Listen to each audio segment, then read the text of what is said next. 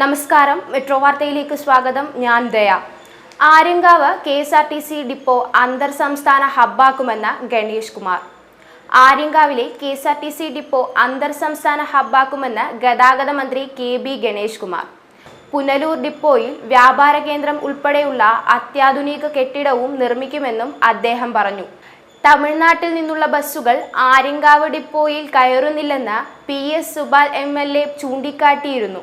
ഇക്കാര്യം ചൂണ്ടിക്കാട്ടി തമിഴ്നാട് സർക്കാരിന് കത്തയക്കാൻ മാനേജിംഗ് ഡയറക്ടർക്ക് മന്ത്രി നിർദ്ദേശം നൽകി.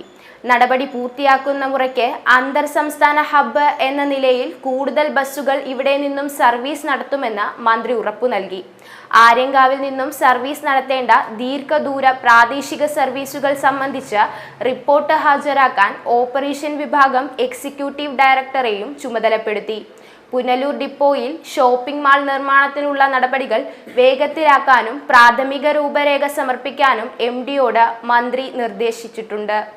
ന്യൂസ് ഡെസ്ക്, മെട്രോ വാർത്ത.